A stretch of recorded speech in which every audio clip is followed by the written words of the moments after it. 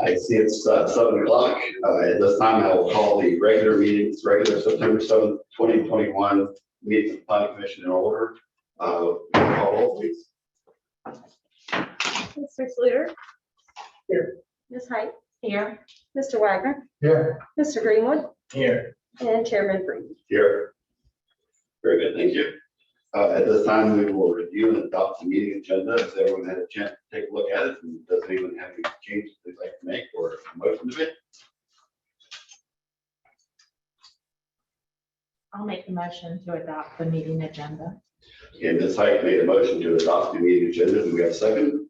Second. We have a second. All in favor, say aye. Aye. Opposed?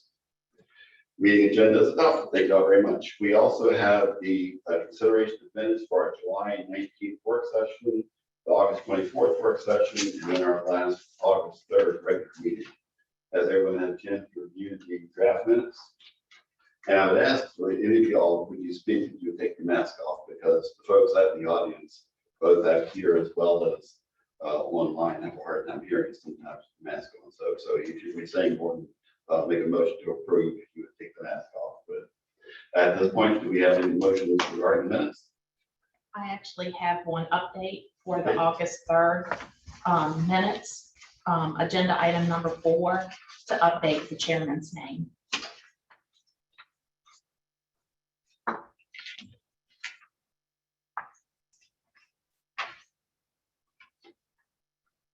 So what has changed? Agenda item number 4 Okay, on the August 3rd, I believe the chairman's name great. at the beginning of the paragraph needs to be updated.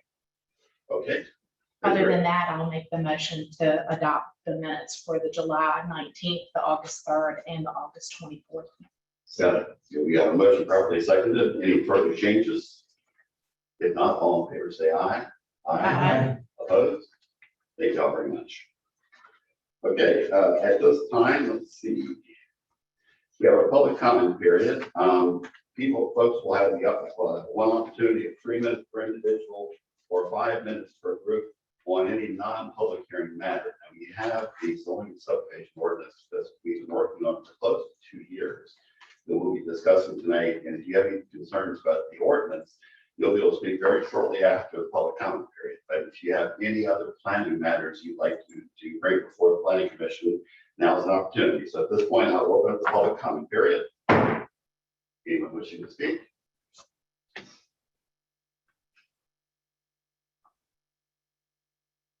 Okay.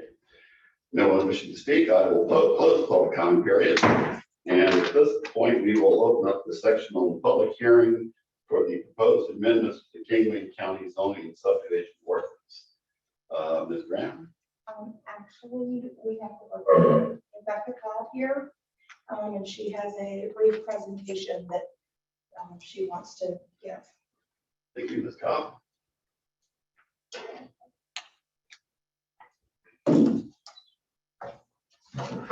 Good evening. As Sherry mentioned, I'm Rebecca Cobb with the Berkeley Group, and Planning Commission, I know you're very familiar with me at this point. I see some familiar faces in the audience as well, so good that people have stayed the course in this process. And then I think I see some new faces as well. So I'm going to go through this presentation tonight, and you can go to the next slide. So for tonight, for the public hearing, I do want to just kind of talk about zoning ordinance, subdivision ordinance, what they are, what's in them, just to orient anyone who is not familiar. We'll also talk about our process to date. We're going to go over just a brief review of the changes, what the ordinance looks like, highlight some of those major changes and things that have recently changed. We're going to talk about proposed amendments. The Planning Commission met August 24th and discussed some additional things that they'd like to change. And so we'll go through those items and then talk about next steps.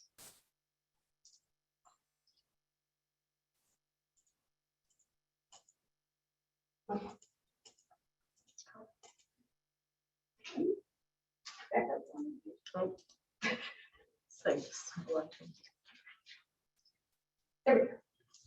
Okay, so what is a zoning ordinance? Zoning ordinance defines how land in the county can be used and developed. Zoning is allowed by the Virginia State Code, and some elements of the Virginia State Code have to be exact in your ordinance, have to match it exactly, and other things can be defined by the county. And some of those things that are typically regulated in the county are dimensions of lots, height of buildings, distance between buildings, location of uses, parking, landscaping signs, things that aid the character of your community. You can regulate those as well. Next. So paired with your zoning ordinance is a zoning map, and this is the zoning map of the county. It shows all of the districts that the county is broken into. This map is not slated to change because we have not changed any of the districts. We've not added any. We're not taking any away. We're not reassigning what parcels are currently zoned as. So this map is not changing through this process. So what's a subdivision ordinance? A subdivision ordinance defines how land in the county can be divided into parcels. The Virginia State Code requires that every locality has an ordinance to assure the orderly subdivision of land. The ordinance typically regulates street arrangements, easements and access requirements, infrastructure requirements. It also talks about plat standards and those types of things.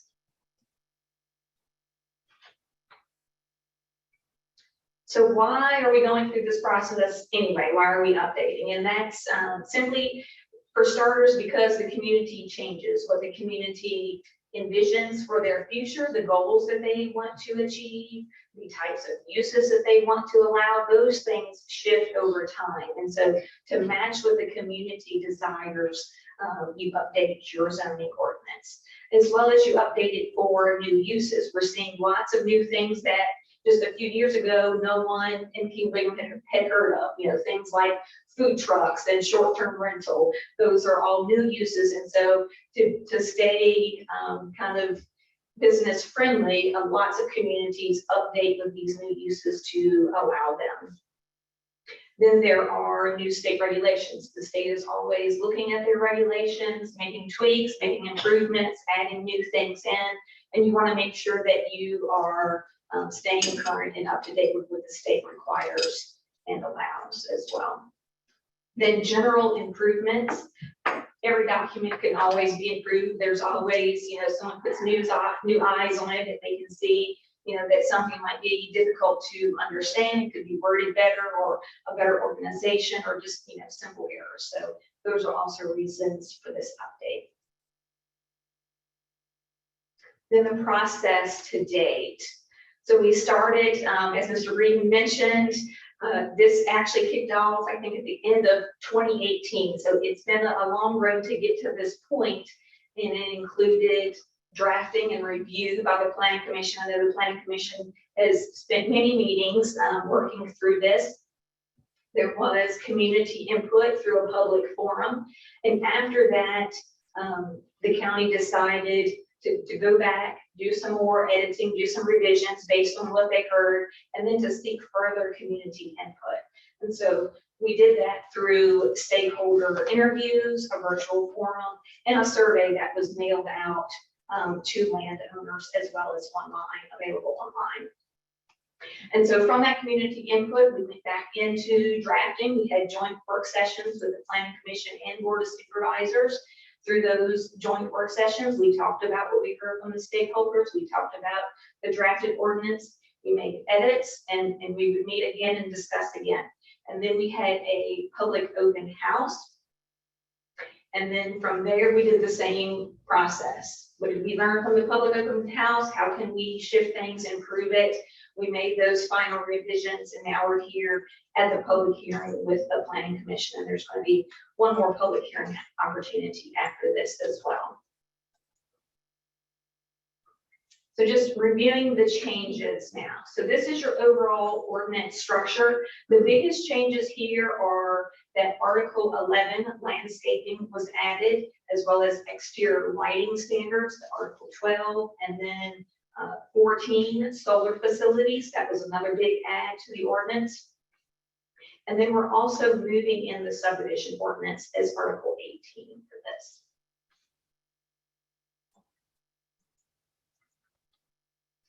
So we're not going to look at all of the articles in detail tonight. I'll go over them just basically. But generally speaking, our updates included adding code references so that anyone who wants to see exactly what state code says can go to that code section and read it, as well as we inserted some other state requirements that had been previously left out. We clarified language, we modernized definitions, we added community development standards like the landscaping, finding, those types of things. So Article 2, definitions. We removed requirements. The current definitions have a lot of requirements listed in them, and we put those in appropriate locations.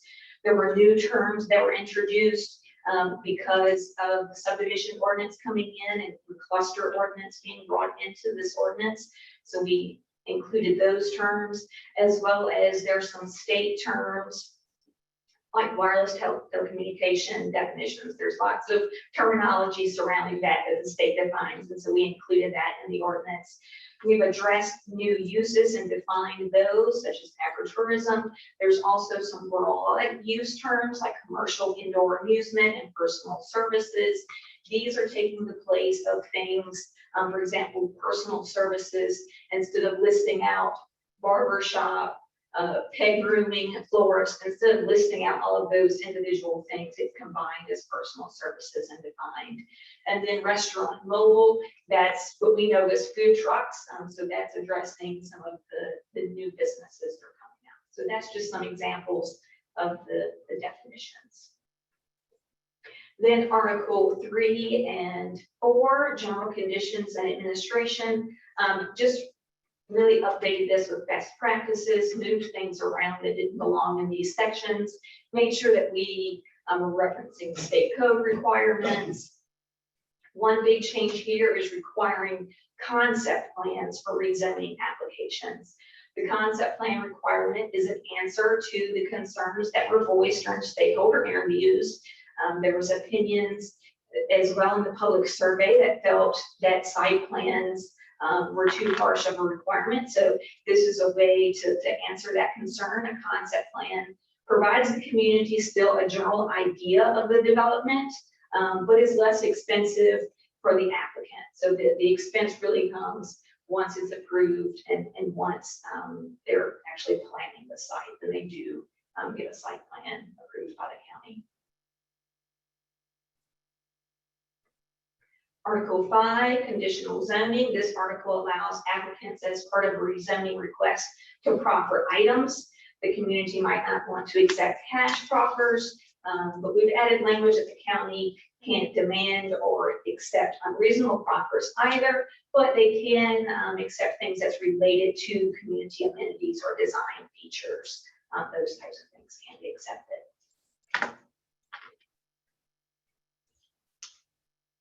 So then zoning districts. You'll recall that we looked at the map, and these are the districts that are displayed on that map. The article also contains the intent of each of these districts, and there's also a table of dimensional standards that outlines the rules on lot sizes, road frontage requirements, setbacks for each of the districts. And the next slide shows an example or a smaller version of that table. And you'll recall currently in your ordinance, this text is just that. It's a lot of text. It's kind of hard to read through. So we put it in a table format.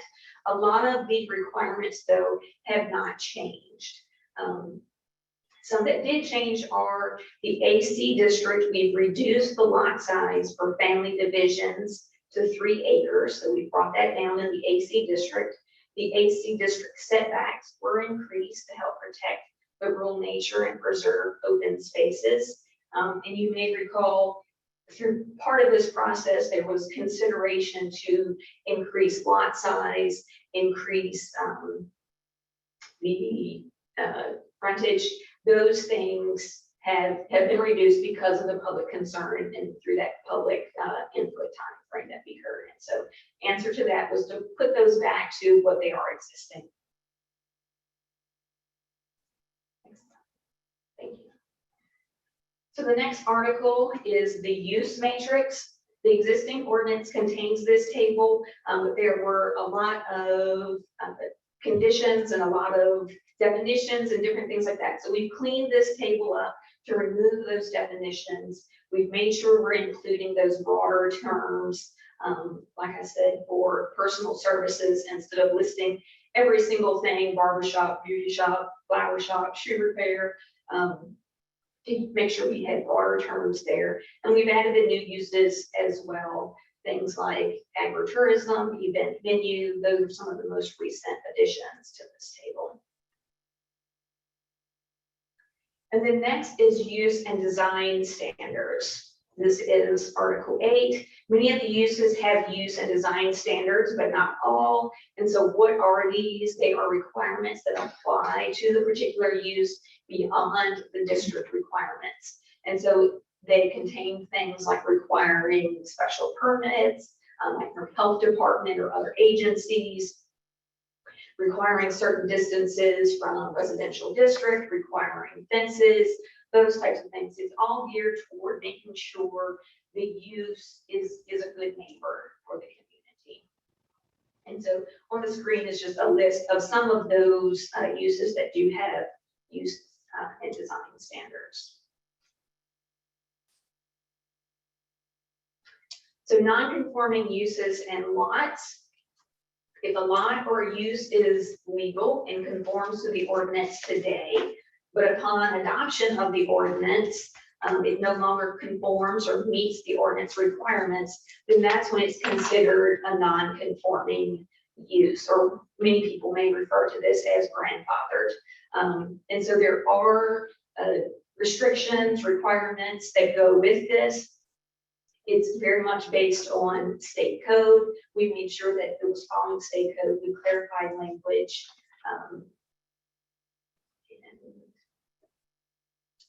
There were a few items, I think, that were previously misplaced, and we just made sure that those came into this section or this article.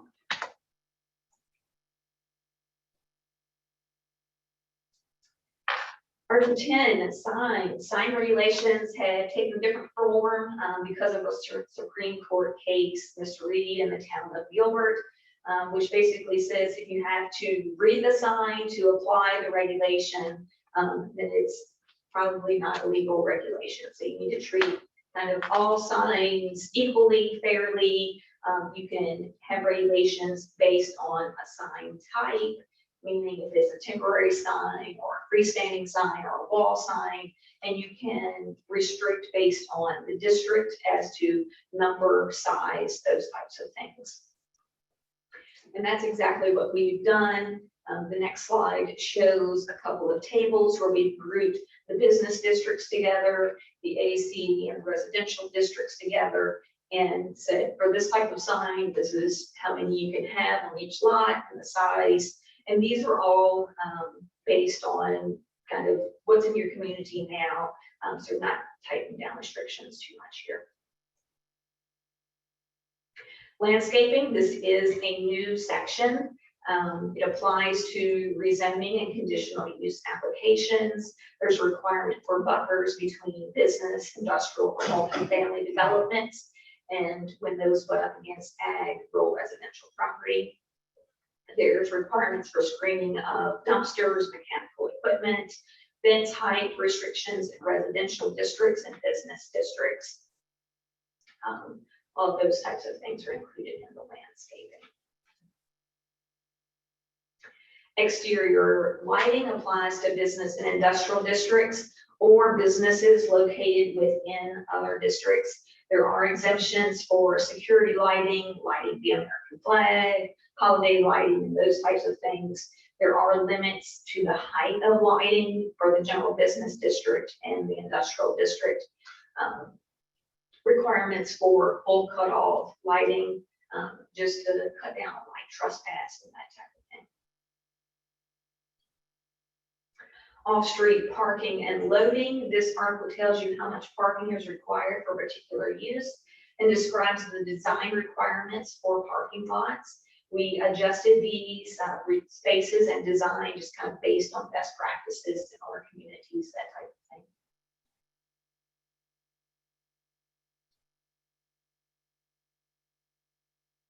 PUD is another zoning district. It includes both residential and business uses. The county doesn't currently have any land zone PUD. The changes for this article was just to work towards when that application does come in, that there is an attractive development for PUD. Telecommunications includes requirements for cellular towers. Here we just wanted to make sure you complied with state code. State code has requirements regarding small cell facilities. There's limits to fees, and there's also only specific reasons these types of applications can be disapproved. So those things are included in the ordinance. Solar facilities, we work to ensure appropriate setbacks from other uses, that there would be neighborhood input, that the county could have revenue options, as well as if the applicant was going to consider the environment and make sure that there was proper dismantling when the site is done. This article was also reviewed by a solar subcommittee and provided some input for this.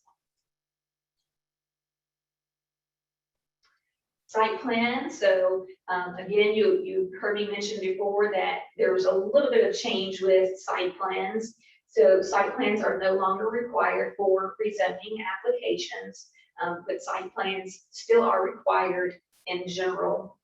After the rezoning happens, there will need to be a site plan. There's an example on your screen of what that looks like. And this, again, just helps take the cost burden off of the developer, and instead it's the landowner who wants to actually build the development as the cost of the site plan. So we just made sure that the site plan section is clear and matches state code requirements. So subdivision, this is where we pulled the subdivision ordinance into your zoning ordinance. And the subdivision section regulates the division of land, providing specific requirements depending on the number of lots you're creating. Some of the changes include that we are maintaining the family ownership. There was a lot of discussion earlier on through this process. There was a draft that required additional years of ownership, and we heard from the public that was not desired. So now we are maintaining what's in the current ordinance for family subdivisions. And then another most recent change is that the definition of family for family subdivisions is expanding to include niece and nephew. Floods, Article 19 is floods, and thankfully these aren't King William pictures, but these are examples of what this article works to prevent. It was updated recently through state code revisions, so not a lot had to change here for this article. The Planning Commission proposed amendments. Planning Commission did meet at the end of August and provided me with a list of some additional changes. these included definitions. So definition for campground was proposed. And what I have responded is that the state code also defines campground. In section 35.1-1, it's under hotels, restaurants, summer camps, and campgrounds. The biggest difference between the definition that you provided and this definition is that the state is identifying it as 3 or more sites. So that's something that I wanted to point out there. You've also wanted to add a definition for campsite. And I agree with that definition. There's a portion of it that has sort of use and design standards, and I would recommend that those be pulled into the use and design standards. There was a request for adding camp unit. I agree with the definition for camp unit, and I think that can be added into the ordinance. There was also definition for day for youth camp, and there's actually already a definition for this in the ordinance. And so I'm recommending that I think it was maybe just overlooked. So I'm recommending we maintain that definition that's in there. There was also some standards that went with the definition. And so I think this should be pulled into the use and design standards.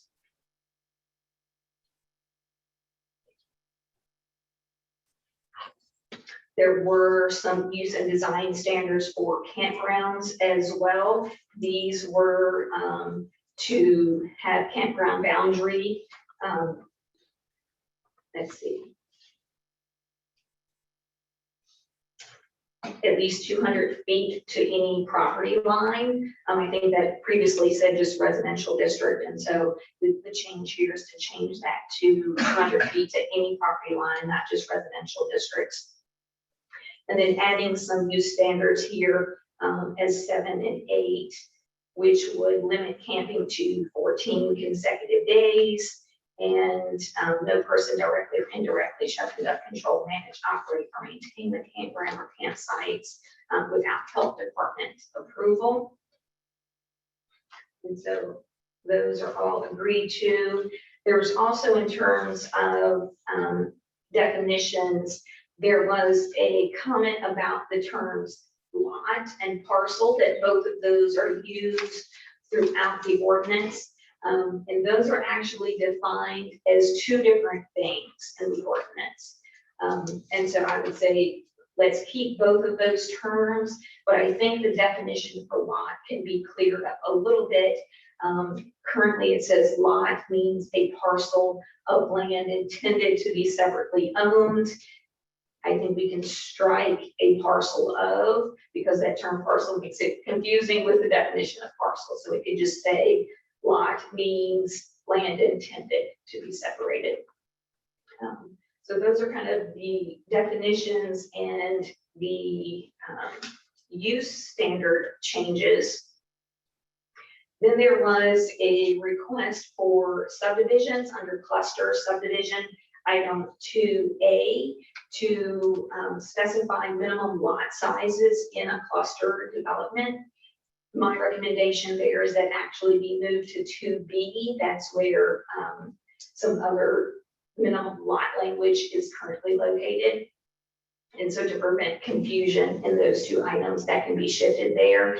And I would say also keeping the item in 2B that requires 100% reserve drain field when drain fields are a part of the lot. Also, under the transportation corridor overlay, there was a change for the types of signs that are allowed, being a little more restrictive.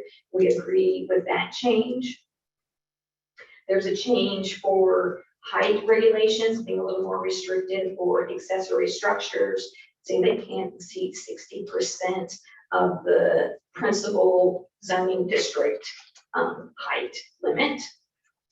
And we agree that that can be added there. And then site plan requirements, there was a line that allowed Board of Zoning Appeals to impose or request some items, and that is being recommended to be taken out. And so I agree with those things. I'll pause for a minute though for the Planning Commission. I did provide you with all of this information, my comments, as well as recommendation of amendments.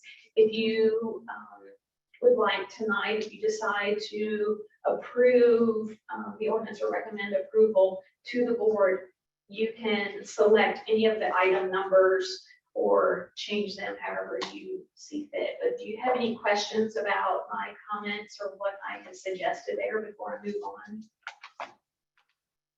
Planning Commission, anybody listen?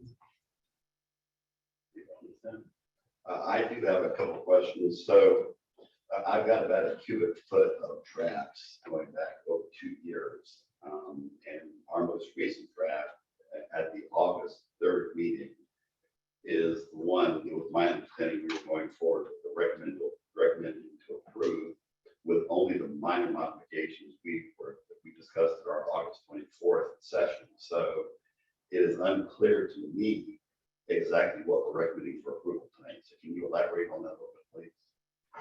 So, let's see, I don't have in front of me the date. Do you have the date of the draft, just so I can make sure I was July 20th. okay. All right. So yes, you can recommend approval of that draft.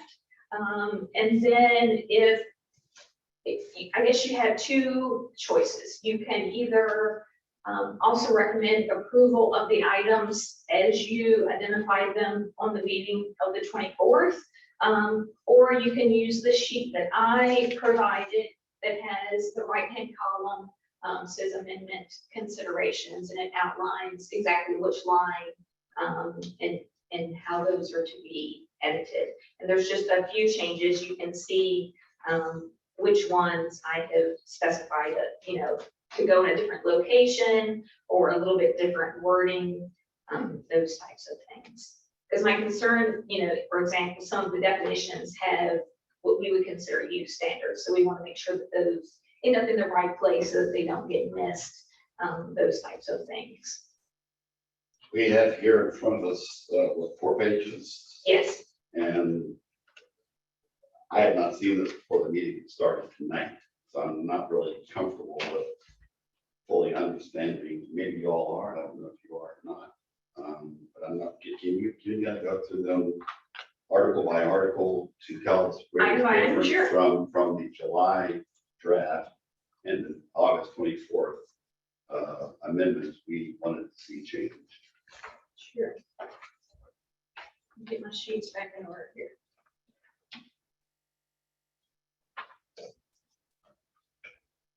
Okay, so item 1 was the definition of campground. And my concerns there with the definition that you had provided is that it says 2 or more campsites. Whereas if you look in the middle column of my sheet, under BG response, State Code 35.1-1 actually defines, it has a much longer definition, but one of the big things there is that it's for 3 or more campsites. And I think that's important, especially because you're asking for health department to approve. And so I wouldn't want to see someone have a back and forth, go to the health department says it's not a campground, so that's the reason for my recommendation there to the right under amendment for consideration is to adopt the definition from the State Code 35.1-1. Is the Planning Commission okay with that change? Anybody? Everybody? Sliver? I'm fine too. So we will include that in the draft recommended. Next one. So number 2 was add a definition for campsite. A portion of this definition is limiting the number of camping units and persons at a campsite. This is more of a use standard. So I would say, yes, we can utilize the campsite definition. You can see it there in italics on the right-hand side. And then those other portions that you included as the definition, I would actually pull out and add use standard number 7 to section 86-184 for campgrounds to say be limited to 1 camping unit and a maximum of 6 persons or immediate family members.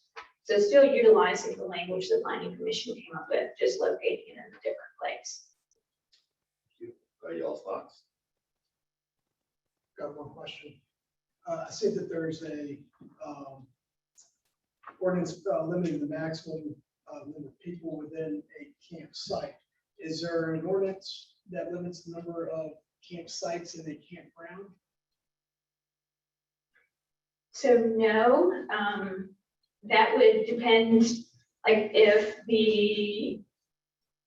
there are spacing requirements and distance that they have to be. So the site itself is going to limit somewhat. And then if a campground in a particular district is a conditional requirement, then the county can assign limits through the conditional use permit.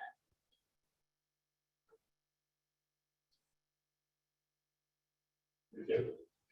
Mr. Greenwood? Yeah. Okay, we're all fine with that. So number 3 is add definition for camp unit.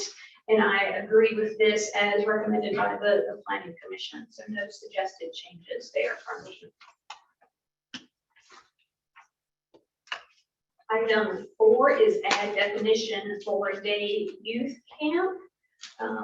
As I mentioned a little bit ago, the ordinance currently has a definition for this, and it's very similar to what you all were proposing. One of the differences is that some of what you were proposing, there were kind of 3 items there, mostly about having leaders, supervision, those types of things. Those are use standards. So I'm recommending that become a new use that has use and design standards. So it would be a new section 86-184, and it would have those 3 items with it that you all proposed. Mission?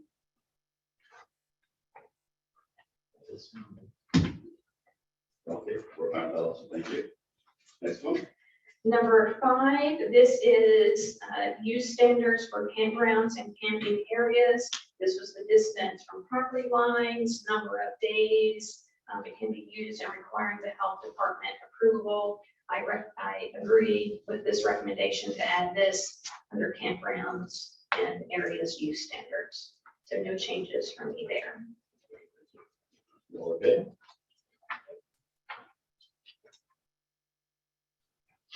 Number 6, cluster subdivision. You were asking to add this under 86-456, item 2A, for minimum lot sizes for cluster subdivision. I am recommending that it actually go in item 2B, and that in addition to what you have there, it would also leave the sentence that's already in 2B that says lot served by a private septic must accommodate an approved septic field with a 100% reserve field or other approved on-site wastewater, etc. Mission?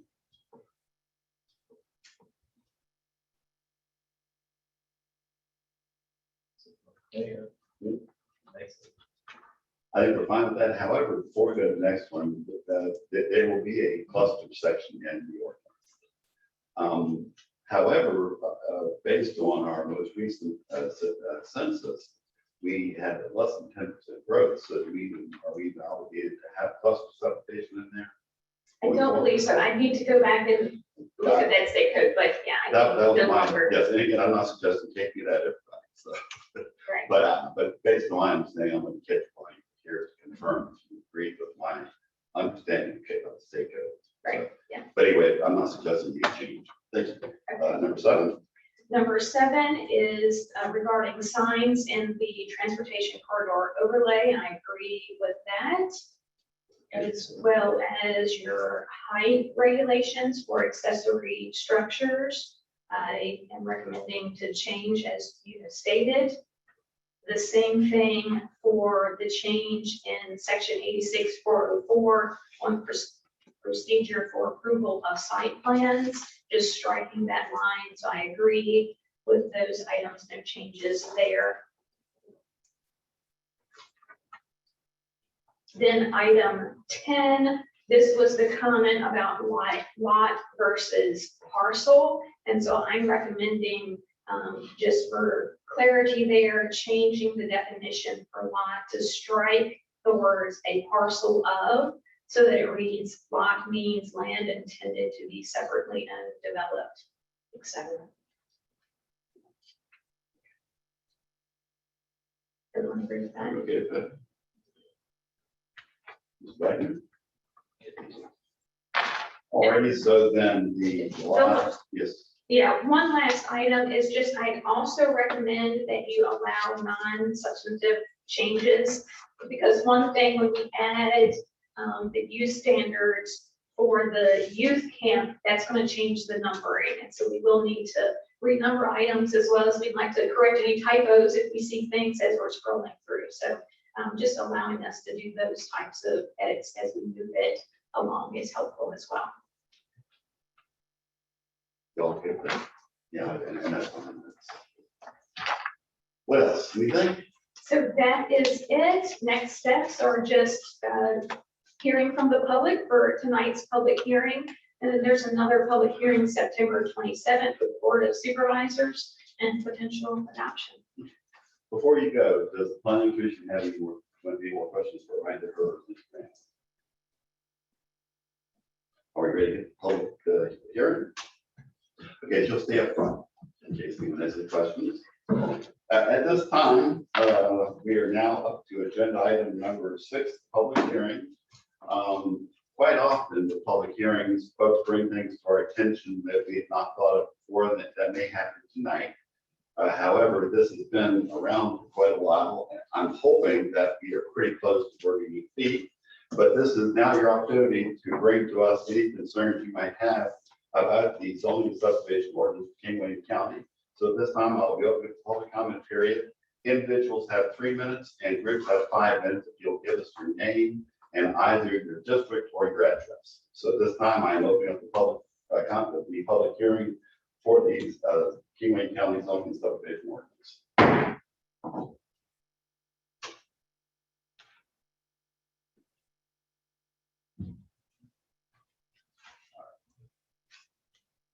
Good. Oh, we got somebody. Good.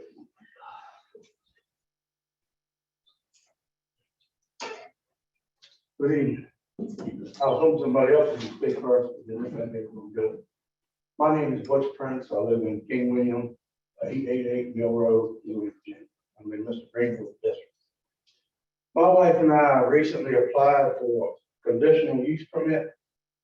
My son is in the military and we want to build him a house on our farm. We're getting older. We have a lot of acreage and it's hard to keep up with it. So hopefully the plan is he will help me with that. He's got a small family, and I have a question about this 800 square foot deal. Ms. Graham alerted us to that the other day. We didn't know anything about it. We've already applied for that. We've got a guy coming to do the perk test on 14th. You know, if you were putting your mother-in-law in an 800 square foot house, that's one thing, but a young family with possibly, they got one child now, and they're going to probably have another one too. That's awful small. And my wife and I want to build this house with the intention of maybe us moving into it one of these days, because we're living in a bigger house. Let them have the bigger one and we'll go to the small one. So that's, I just want to bring that to y'all's attention because it concerns me a lot. When we first got married, we lived in a 900 square foot house with 2 kids, and it was tough. It was really tough. But to go to 800 square feet, and then, I don't know, they might have 2 or 3 kids. I don't know. But I do know he wants to be there. We want him to be there. And I would just like to put some consideration on it. Now, y'all have any questions for me? Well, and this is not normally a dialogue back and forth. It is primary for us to hear your concerns, but Ms. Grant just brought your case for the meeting, and you've already applied anyway. And I think based on your situation, there are multiple things that can be done. Well, we really appreciate it. it. He's in the military. He's been in California on the force for a year now. He's been able to save up a lot of money, and he really, really wants to. He's always wanted to live that. He doesn't want to buy a house anywhere, anything like that. So if y'all would consider that, I'd appreciate it. Thank you. That's all. He's one of the persons ready to speak.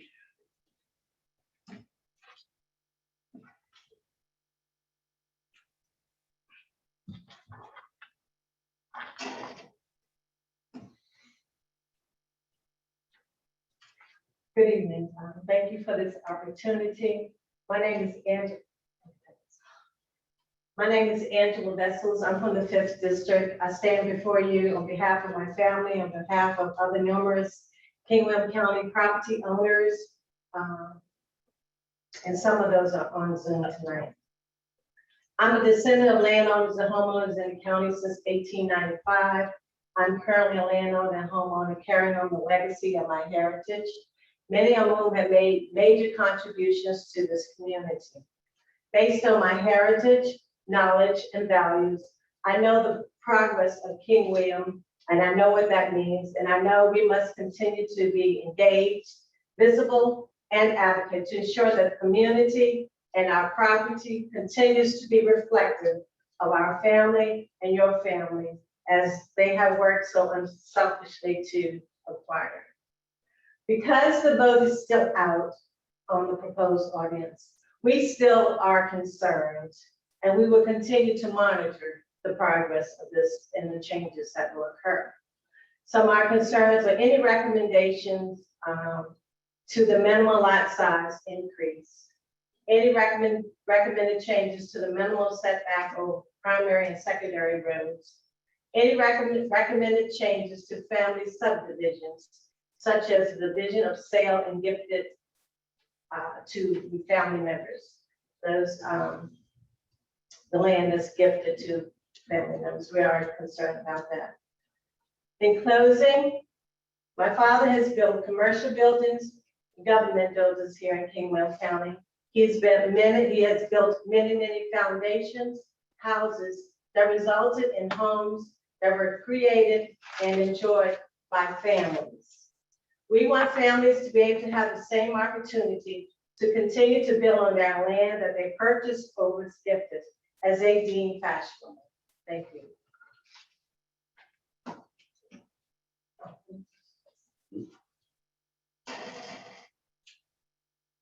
Would anyone else like to speak?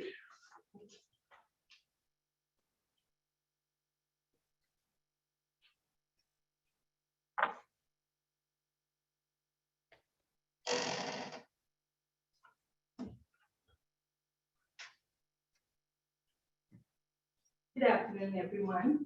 My name is Cheryl Neal. I'm standing before you as a resident of King William County also. And I think I heard the young lady speak and say that the land would actually be 5 acres and not the 10. So I'm just standing before you to try to confirm that, because we do have some lower income families that may not be able to actually afford 10 acres to start to build a new home. So that's my largest concern.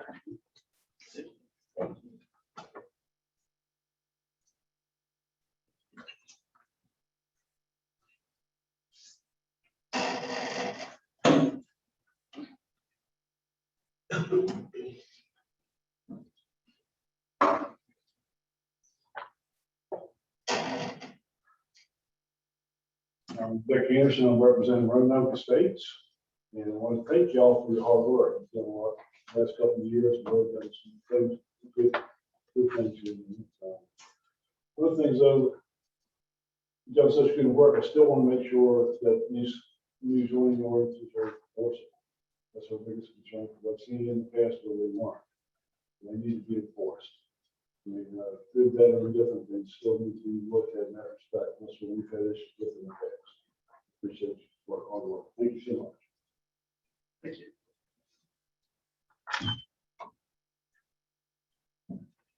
Anyone else wish to speak?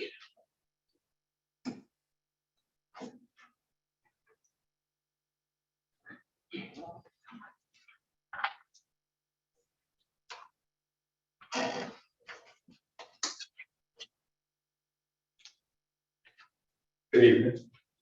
My name is Rezoning Neal. I live at 27443 Kingdom Road, at about 35 St. John's Church. I just have a question because I'm a little confused about the lot size. I wrote a note to myself when the young lady said it. I think her recommendation that you reduce the lot size back to 3 acres, but I keep hearing the 5 acres and the proposed was 10 acres. I just want clarity on that. Sure. I'll use the mic there. So yeah, for the AC district, if you are doing a family division, if you're giving to a family member, you can give as small as 3 acres. Generally, if you're dividing the AC district, not for a family member, it is recommended to have 5 acres. Previously, it was thought about to be increased to 10. It's not being increased, it's going to stay the same at 5 acres.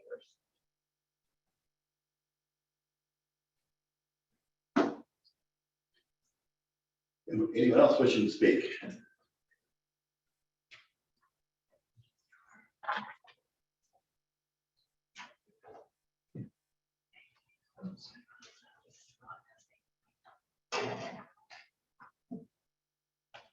Good evening. My name is Charles Sneed. I'm in the second district, and I own and operate a bed and breakfast in the county. And there was one issue that I didn't hear the young lady, it was on the young lady, talk about in terms of the bed and breakfast. So make comments about that. Back in January of this year, the Berkeley Group had a series of stakeholder meetings. One of those meetings included real estate agents, bankers, and attorneys. Berkeley's public notes acknowledged the following. There was an expressed interest in short-term rental opportunities in King William County in the hope that the demand in time can lead to larger hotels. To start, they would like to see Airbnbs, small boutique hotels, and a specific mention was wedding venues have no immediate lodging in King William County for guests. Now, as owner of an operator and advocate for future bed and breakfast establishments in our county, my ears naturally perked up and hearing that and reading that discussion, those documented meeting minutes. My bed and breakfast has been around for about 5 years, which is not a long time. I'm learning new things about the industry every day, like how rural communities benefit from this type of low impact tourist development, and how as a socialization tool, it strengthens communities with its local lodging options, construction, local employment, local businesses, and exchanging services. So here at King William, our county's support for, say, agritourism, there's a whole industry waiting to happen. We all agree that the rural character is an asset we love and seek to preserve. Bed and breakfast establishments, by their very nature, help to preserve the rural, low-impact character of the community, and is not the type of business you get in every neighborhood in a rural county. This business type will be few and far between. My point here is that the few B&Bs we might have in the future may need to be larger than the proposed 5-bedroom definition that's being proposed in the bed and breakfast definition. And that brings me to another point, limitations on an unfulfilled industry that has barely begun and justification for these decisions. Specifically, I'm referring to the proposed room limitations on the number of allowable rooms offered by bed and breakfast. My bed and breakfast currently has only 2 rooms, and the limitation would be up to 5 rooms. The current B&B definition does not limit the number of rooms per facility. After all, there's only 1 bed and breakfast in the entire county. However, the proposed ordinance sets a limit on a maximum number of 5 bedrooms. I'm not sure how long King William has had a bed and breakfast definition. But as of today, 2021, there's only one in the entire county.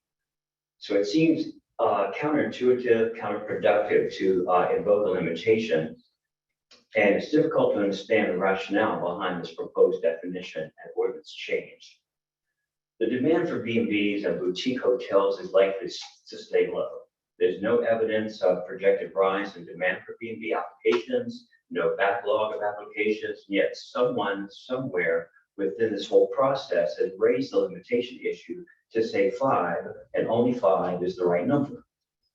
No study, no interview of my business, just a preferred limitation of 5 to be imposed on my business. Why? Who? Well, regardless of who wrote it up, it may have been done without any data, no projections, no coordination with the agritourism farmers, no tourism board, no plan, just a stated limitation on an industry in its infancy. An industry with one lone member, one lone business, my business. My attorney could not be here today to better express my bewilderment with this arbitrary limitation.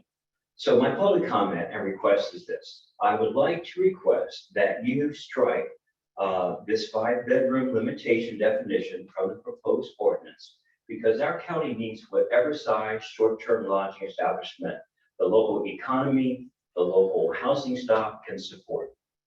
Instead, let the health department continue to set the limitation on bedroom quantity based on location, zoning, soils, water, septic. I know firsthand that it takes years to design, save, finance, plan, build, staff, and fully implement a successful lodging facility expansion. This proposed ordinance prematurely sets limits on the financial viability of my business and handily serves as a confiscation or forfeiture of my future business income. I respectfully ask this planning commission to please remove this limitation from my future business growth. It is absolutely inconsistent to place unnecessary additional restrictions on bed and breakfast establishments in the county, King William County, at this time. Thank you very much.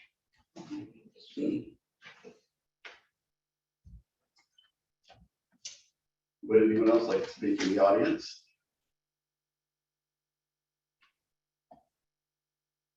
While we're waiting, is there anyone online who would like to speak? We know if there's anyone online. Do we have any way of knowing? Don't have any chats or anything.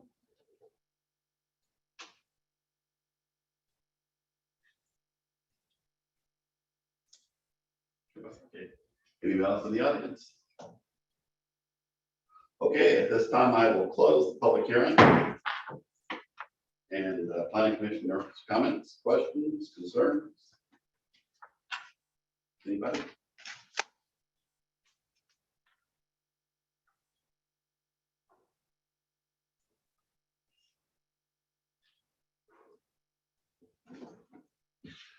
I will have just a couple of comments. At a meeting some last month or so ago, I think I remember asking you if you thought the ordinance as drafted was reasonable and enforceable.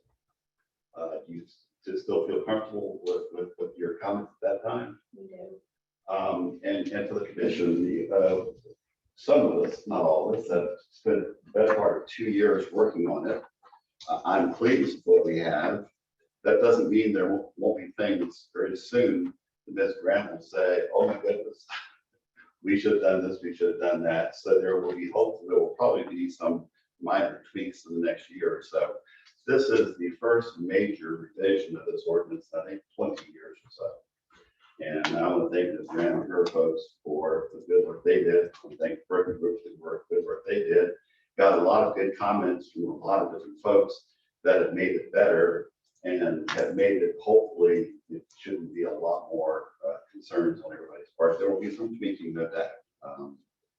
But that's all I have. So does anyone, again, at this point, have anything they want to share? And if not, I will ask for a recommendation.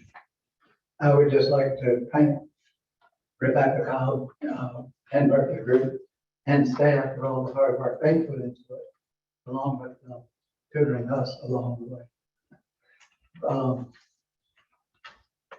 We've had a lot of discussions over the llast 2 years. We have made some substantive changes in the ordinance that I think are for the betterment of the community. And I do appreciate the citizen input in this, particularly through the surveys. They were extremely helpful to the planning commission in coming up with changes that we think enhance the ordinance. That's all I have. Thank you. I'd just like to thank our Rebecca Cobb and Kelly Davis from the Berkeley Group for all their input, as well as staff. But more importantly, I'd like to thank all the citizens who have come out tonight and all the previous nights for public comment periods, for stakeholders meetings, for all of the different forums that we've had available to you, and for anyone who's reached out individually or to our staff. I just wanted to take a moment to thank all of you for all your input and hanging in there with us through this journey.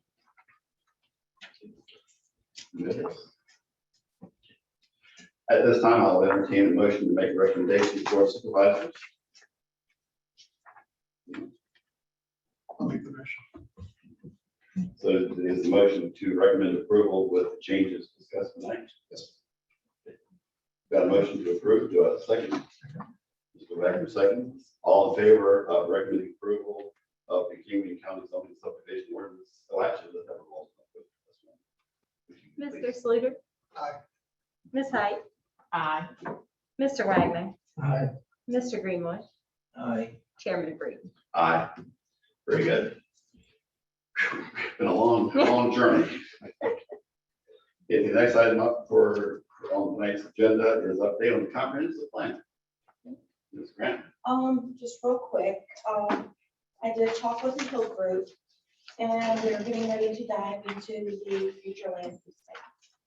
So I will be getting that out to y'all, to get your input. That's something we're gonna be gearing up to get real heavy in, because we would like to get this, cleared by the first of the year. So, I'm sorry, anything further? that's it. When I talk with them, our next step is to start looking at the future land use map and seeing where we want to go with that. Anybody else? Questions, concerns, comments? Couple things. So as far as future land use map, I would like to have the Economic Development Authority take a good look at it. So as soon as you share it with us, you can share it with them as well to get their input on their recommendations for the various zoning where they'd like to see changes made. As far as other aspects of the plan, so what is the timetable going forward? The timetable is supposed to be complete, the whole comp plan revision by January. So what is the next step other than the future land use map? Get our group back together, go to the future land use map. Our comp plan group, we're gonna get together, probably the 1st of October, with Hill, and see where we go from there. Okay. There are a few changes that we're looking at, and I sent Mr. Wagner's recommendations through email this morning. I don't know if all of you had a chance to read them. Any thoughts or comments like that, please get them out to us so we can review them as well. Take them into consideration. Any questions, concerns? Mr. Chairman, if I may, on reviewing the future land use map, I would prefer that we have a joint meeting with the EDA to discuss that. I don't want to say they don't know what they're looking at, but I think a little guidance in what they're looking at. And I think the two groups working together can produce much better. I agree with Mr. Wagner, and if you could, you know when their next meeting is? I don't, but I'll certainly check and see if that's something. Well, would you do me a favor if you would reach out to the chair and see if they would prefer to come to our October meeting, or if they have a meeting between now and then, the majority of us can attend, that would be fine as well. But I think it's next time. Right. So you do that, I appreciate it. Also, I owe you an apology.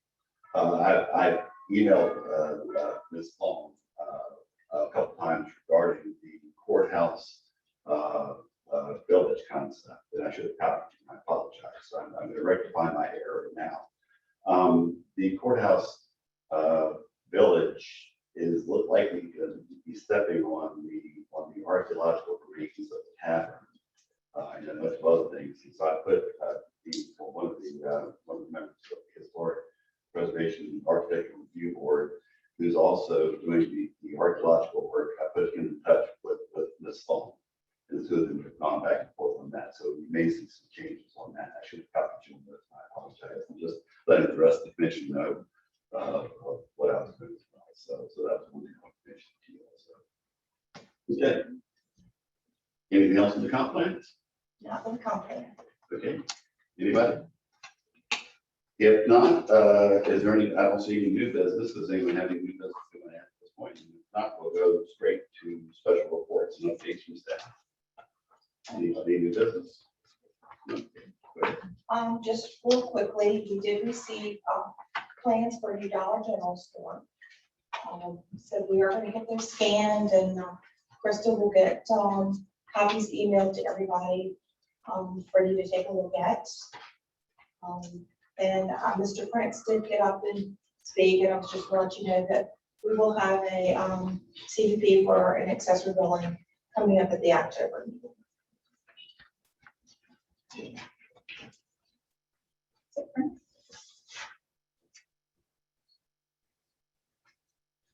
Anything else? Anything from Ms. Grant?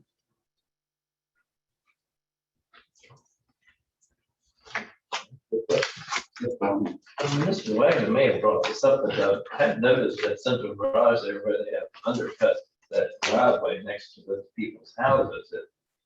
It looks like a 20-foot drop, and if it gets a big rain or something, that whole thing is gonna collapse. So how did they get that land disturbance to do whatever they're doing there? I need to get Andy to take a look at that and maybe talk with VDOT. I had seen some plans a while back about it, and I saw it over the weekend when we were up there, and that will cause some problems if they don't do something. I did ride down there today, and it appears that what they're doing right now is taking out that easement, the gravel easement, taking that out, and they're in the process of extending the old driveway for that residence out to 360. I think there's quite a development behind it. Well, this is, what's the development, Central Crossing development, is extending out to there. It is very steep for the person that lives in that house going up, and it will wash away if we get a lot of rain. There's nothing to prevent it.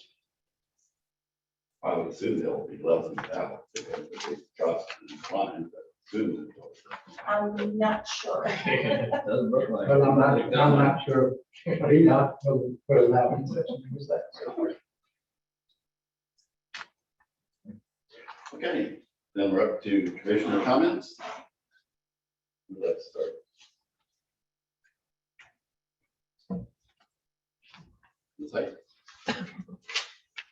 Just again, thank everyone for coming out and being there to support us through this draft ordinance revisions. Thank you to staff. Didn't really say as much as I'd like to, but Mrs. Graham, Krista, for all your help, and our new folks as well for all that you've done for us to get us through the ordinances in addition to normal work day. So thank you to those. Thank you to everyone on the staff, everyone on the planning commission for all our work. And good, thanks for everybody for coming. It looks like 20-some people in Zoom too. Thanks for coming. Like you said, if you've seen something on here that you don't like or heard something on news, not the news, but Zoom or here.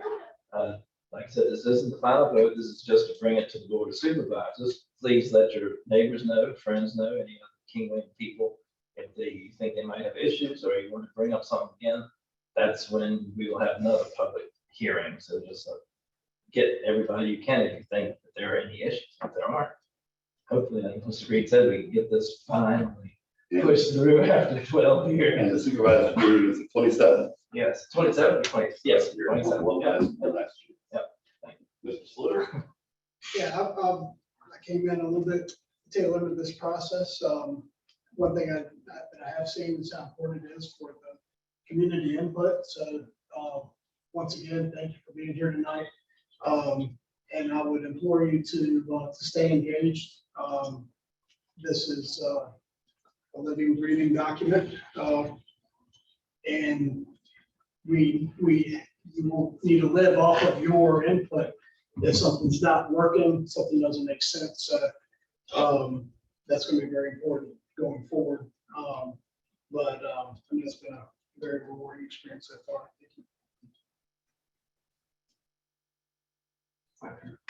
Thank you.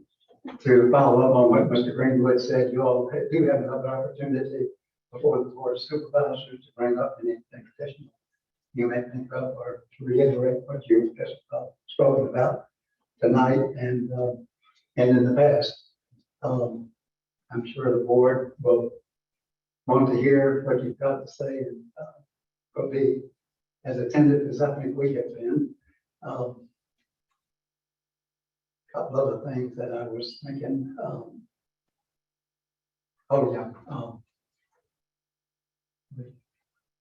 This is a living document. It's never done. This will be approved by the board, hopefully on the 27th, when they meet. Once this is approved, we will begin looking at the whole zoning ordinance packet again. We may be coming up early next year with additional changes, but rest assured, it won't be this whole packet. What we might come up with will be ordinance by ordinance, not a whole packet. Something we wrap our hands around. And thank all of you for coming out. And to reiterate what everyone has said, I've been at planning commission meetings where we had no one here and we were making decisions blindly. And the input of the citizens is critically important to both the zoning subdivision ordinance as well as the comprehensive plan. If any of y'all have not completed the survey for the comprehensive plan, I would encourage you to do so on the county website. This is our vision for the county for the next 20 years. It's planned in 2041. So citizen involvement is so critical and quite often not there here in other places. And so you all being here tonight, those of you we've heard from in the past couple of years, it's been very, very gratifying, very, very useful in coming up with the best zoning subdivision ordinance we can. I'd like to thank Ms. Grant and her team, her predecessor, Mr. Etter, who began this process.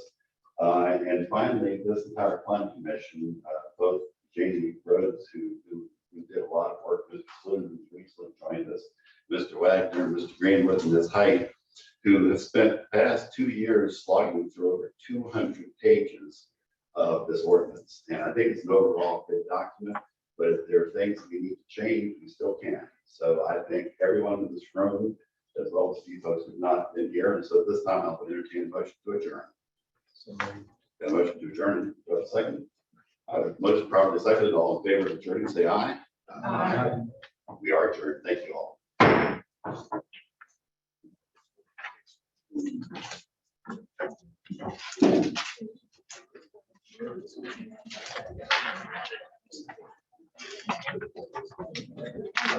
One more. No, no. Oh, wow.